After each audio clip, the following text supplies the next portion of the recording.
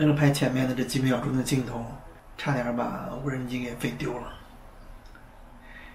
这个在高楼林立的地方飞无人机还是一个很危险的事情。大家好，今天这个视频跟大家聊一下 Osmo Pocket 的录音。我的上一个视频所有的素材都是用 Osmo Pocket 录的。在买这个 Osmo Pocket 之前，我在网上也看了很多视频。对于 Osmo Pocket 诟病最多的2个点，第一个呢就是跟焦的问题，就是在拍摄视频的时候焦点经常模糊。第二个点呢就是录音。这我自己试过以后呢，我觉得 Osmo Pocket 的面向自己的这一面的录音的效果其实是 OK 的。现在这个视频呢也是使用 Osmo Pocket 自带的麦克风在录音。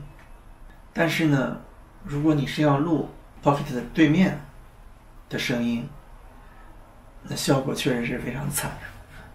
我待会儿有一段视频，大家可以直观的看到这个前后的这个对比。所以我也在考虑说，是不是需要购买那个 Osmo Pocket 的外接麦克风配件。我记得大疆的官网价格应该是129，好像119还是129，记不清了。可惜这个配件一直就缺货。但是呢，有所谓的副厂这个东西呢，大疆也官方出来澄清说，我们从来没有副厂这个说法啊。所以副厂的东西是怎么来的是山寨的还是仿制的，这个我也不清楚。但是因为大疆官方没有配件嘛，所以我就买了一个副厂的配件，99块钱，比大疆官方的要便宜几十块钱。然后呢，我还买了这样的一个小麦克风大家可以看到这个呢就是所谓的副厂配件，所谓的副厂配件，没有任何的 logo， 一片漆黑。做工呢，我自己感觉是一般了，我也没有见过原厂的配件。一头是 Type C， 一头是麦克风口。然后呢，我也买了这样的一个很小的一个麦克风，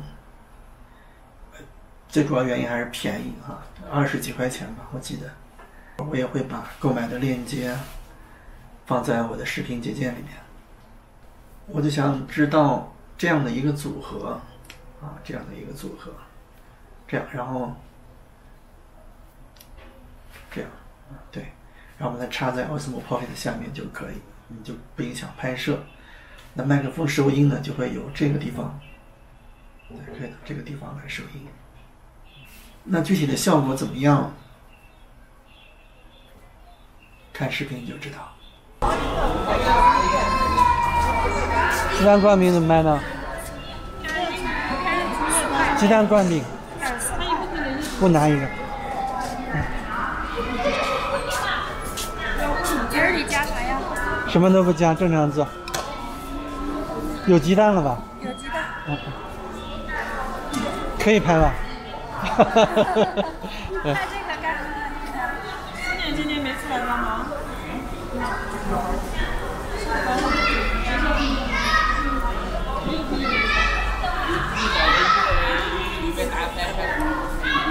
我转一圈过来拿，好吧？要不要辣椒？正常放，都正常放。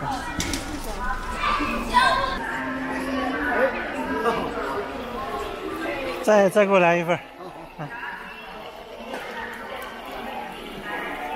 吃完还带走？带走。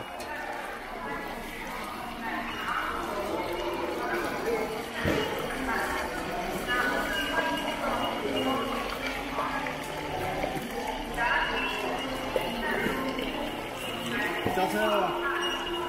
都要辣椒不要。